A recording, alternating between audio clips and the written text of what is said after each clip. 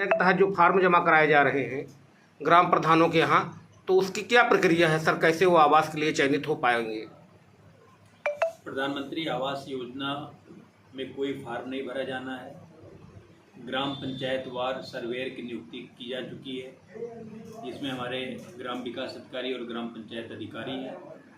और जैसे ही 15 तारीख को माननीय प्रधानमंत्री जी द्वारा आवास प्लस ऐप का नया वर्जन लॉन्च होगा और भारत सरकार से क्लियर कर दिया जाएगा, प्रदेश सरकार से, कि अब सर्वे का कार्य शुरू हो जाएगा।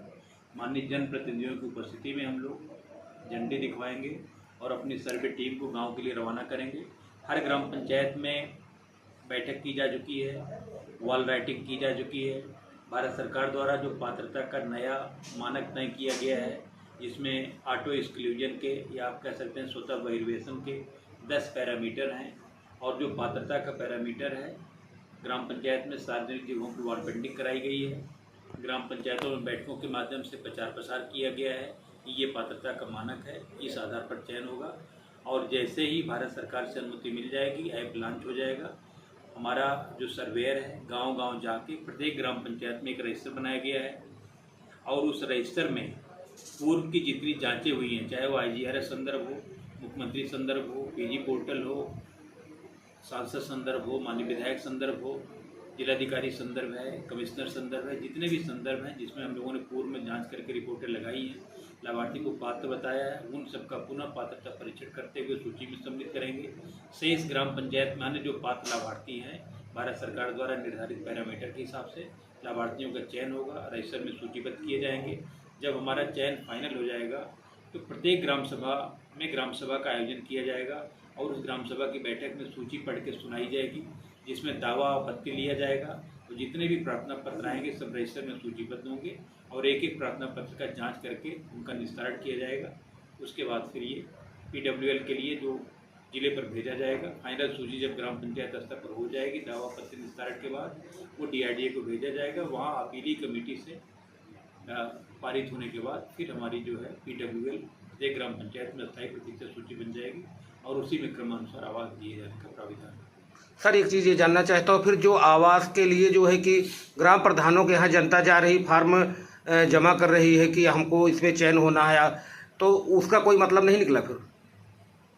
विकास इसके लिए भारत सरकार और प्रदेश सरकार के निर्देश के क्रम में जनपद पर जिलाधिकारी महोदय की अध्यक्षता में बैठक हुई। मुख्य विकास अधिकारी महोदय द्वारा प्रेस ब्रीफिंग की गई, और प्रत्येक विकास खंड पर माननीय जनप्रतिनिधियों की उपस्थिति में एक बैठक करी गई, और उसके बाद ग्राम सभा की बैठक प्रत्येक ग्राम पंचायत में करी गई। स्पष्ट मना किया गया कि इसमें कोई फार्म भरने की आवश्यकता नहीं है, और हमारा सर्वेयर नियुक्त हो चुका है, उसकी ग्राम पंचायत वार मैपिंग हो चुकी है, वो डोर टू डोर जाके पात्रता परीक्षण करके सूची बनाएगा। तो उसमें जो है कि ग्रामीण को कहीं जाना नहीं, किसी से सर्वेयर स्वयं घर जाएगा? कहीं नहीं जाना है, हमारा सर्वेयर स्वतः उनके दरवाजे पर जाएगा और डोर टू डोर सत्यापन करके पात्रता क्रम में सूची बनाएगा। पात्रता क्रम में जो है कि एक शॉर्टकट में 1-2 बिंदु बता दें, जो जिससे कि वो अपात्र हो तो परेशान ना हो कि सर्वेयर को परेशान करे कि हमको आवास मिल पाए।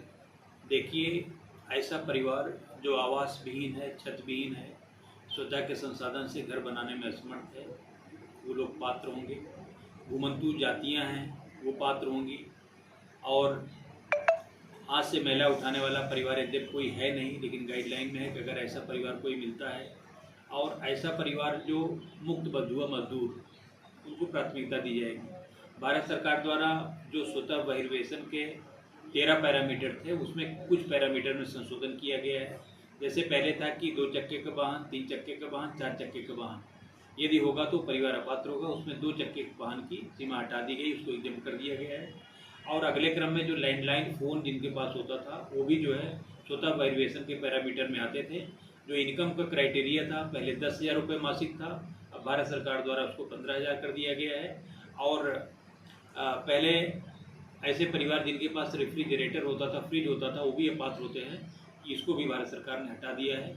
आज की डेट में केवल 10 पैरामीटर हैं जिसके आधार पर स्वतः बहिर्वेशन होगा, जिसमें 3 चक्के का वाहन है, 4 चक्के का वाहन है, कोई मशीनीकृत 3 चक्के का, 4 चक्के का किसी उपकरण है, वो माना जाएगा। और जिस परिवार में कोई इनकम टैक्स पेई है, यदि उस परिवार में कोई सरकारी सर्वेंट है, गवर्नमेंट एम्प्लॉई है, वो परिवार अपात्र होगा। कोई परिवार जो बिजनेस टैक्स देता है और उसका रजिस्ट्रेशन है, बिजनेस कर रहा है और 15,000 रुपये से ज़्यादा मासिक कमा रहा है, और ऐसा परिवार जिसकी केसीसी लिमिट 50,000 या 50,000 से ज़्यादा होगी, वह परिवार स्वतः वेरिएशन के पैरामीटर में आएगा। और ऐसा परिवार जिसके पास 2.5 एकड़ सिंचित या उससे अधिक भूमि होगी, वह परिवार अपात्र होगा। और ऐसा परिवार जिसके पास 5 एकड़ असिंचित या उससे ज़्यादा भूमि होगी, वो परिवार अपात्र होगा। ये अपात्रता का 10 पैरामीटर इस समय है, जो प्रत्येक ग्राम पंचायत में वाल आरटी के माध्यम से और बैठक के माध्यम से हम लोगों ने प्रचार प्रसार किया है।